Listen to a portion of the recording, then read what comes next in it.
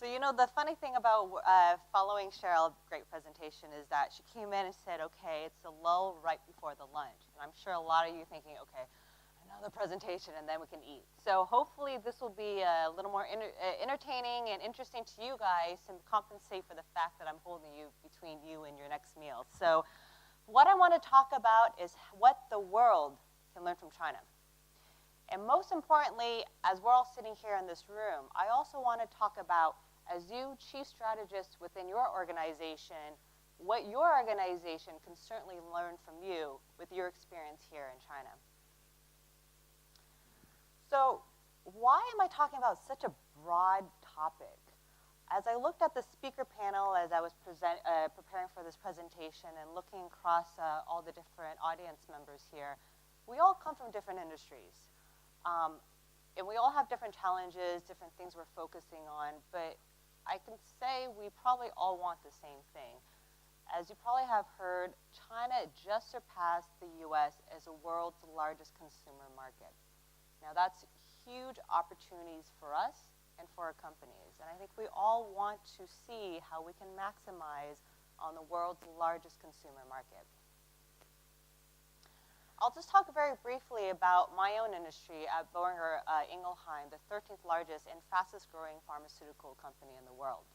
Now, some of these challenges you may or may not experience in your own industries, one of which I think we all are experiencing is a slower Chinese economy. Now, I'm sure some of you guys might be more impacted by the slower economy. Some people actually say pharmaceuticals is relatively recession-proof. And I want to tell you that's actually not true. In the US where I come from, we also experienced a massive growth and then we had the financial crisis. Now with the financial crisis and the recession, people lost jobs, people suddenly were very nervous about their savings and having enough money for food. And actually even the pharmaceutical industry, sales dropped. Because if you were to lose your job, would you rather save the money for food or spend it on something like cholesterol, where you're not going to die from it immediately? And incidentally, cholesterol is the largest selling pharmaceutical product in the world. So as you can imagine, in our industry, we also suffered.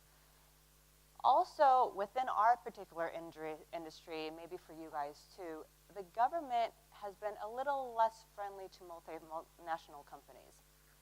Some things we're also experiencing, cost containment, meaning the prices of our drugs, there's been a cap, and there's certainly going to continue being a cap.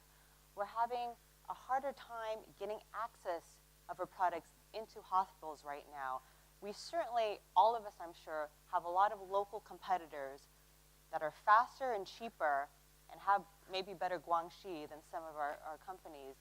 And on top of it, for our industry, the requirements to get our products on the market have recently changed for pharmaceutical companies. So it's a much tougher time for us, and maybe for some of you guys too. But I don't want to make that sound like the sky is falling and everything's a disaster in China, because it's not. If we look at our sales in China versus the US or Europe, I mean, our sales numbers always look phenomenal, right? All the board members and CEOs always get excited when they see China numbers because it's always way ahead of everyone else. Now, we also have a lot of opportunities besides just the growth of the market. For example, for my industry in pharmaceuticals, people will continue getting sick, and that's the unfortunate reality of a developing country. Because if you look at the parks, you see the old people doing Tai Chi and dancing around. Do you see young people dancing? No, they're out drinking with their friends, right? On a weekend, 20 years ago, where everyone would wake up at 7 a.m., do their morning exercises, I see little kids at McDonald's now. The lifestyle is changing. People will unfortunately have different diseases as time goes on in China. So not only do we have more